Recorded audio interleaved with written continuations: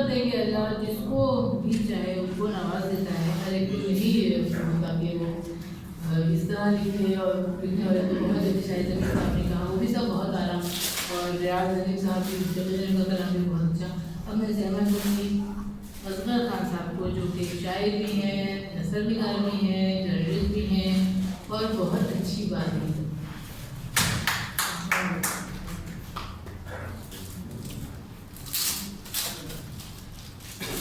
السلام علیکم.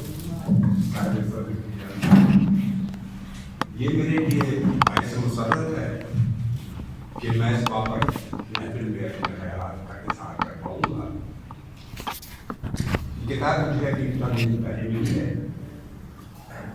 مجھے اور بھی خوشی ہوئی کہ صاحب کتاب سے میرا ایک تعلق بنتا ہے.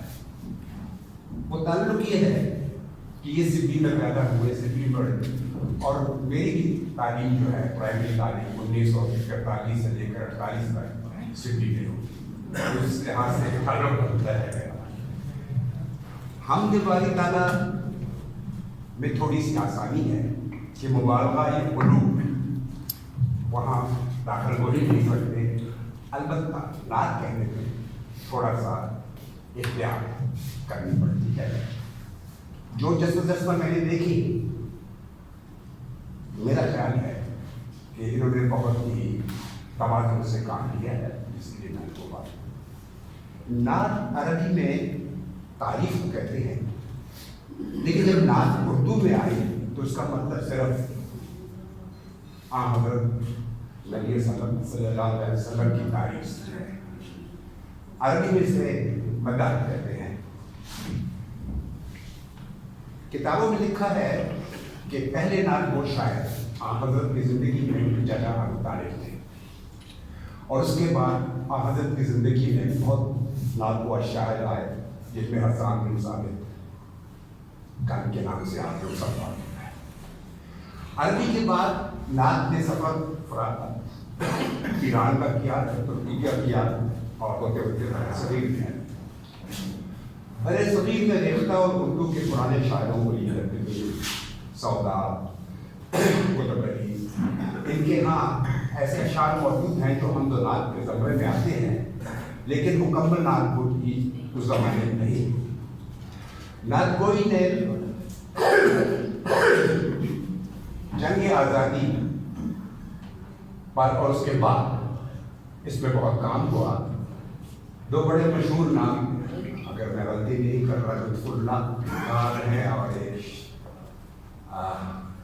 ایک مدریسہ, انہوں نے ابتدا کی. اور موصل خاتون بھی پہلے شاعر ہیں جن کا پورا کلام نعت پر. اس باقی میں امیر بینائی آئے, غالب, ان سب کے ہاں اشعار آپ کو ملتے ہیں, لیکن مکمل طور پر کوئی نعتیہ ہو. پاکستان میں نعت گوئی کو فروغ, سب سے زیادہ فروغ ضیاءالحق کے دور میں. یہاں کے نعت و حق کی سرکاری سرپرستی کی گئی, اور گزشتہ 3 دہائیوں میں پاکستان میں جتنے دوادین آئے ہیں نعت و حق کے, ان کی تعداد بہت زیادہ ہے. لیکن ایک چھوٹی سی چیز میں نے محسوس کی, اور شاید میں غلط ہوں, کہ سراپا نگاری پر بہت زیادہ توجہ دی گئی ہے, اور سیرت نگاری, حالانکہ سراپا نگاری بھی ضروری ہے, لیکن ان دونوں میں توازن ہونا چاہیے. وہ مجھے کچھ کم ہوتا ہو معلوم ہوا. دوسری بات یہ ہے کہ حمد و نعت کو اس مسلمانوں کی زبوں حالی کے دور میں ایک جوڑنے کا عمل ہونا چاہیے, نہ کہ توڑنے کا.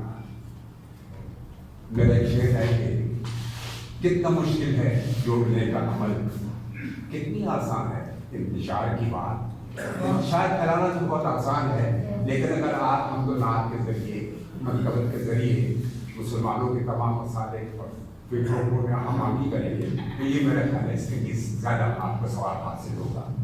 اب چلتے چلتے میں چند اشعار آپ کی.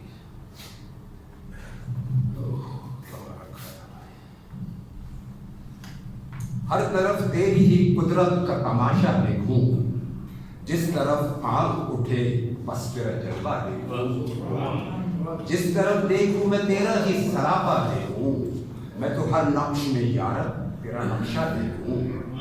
तेरा ही नूर है हर सिंध जहां में या रब, मुख्तसर उम्र में बकना कि मैं क्या क्या देखूंगा, दिल से ता हद नजर तू ही नजर आए मुझे, मैं तो कसरत से तुझे वाहिद व यक्ता देखूंगा, जब तलक हुक्म नहीं होता है तेरा या रब, कम से कम ख्वाब ही में शहर तमन्ना देखूंगा। इसके साथ में राजदीप साहब को बहुत बहुत मुबारक पेश करता हूँ उनके समय। Thank you.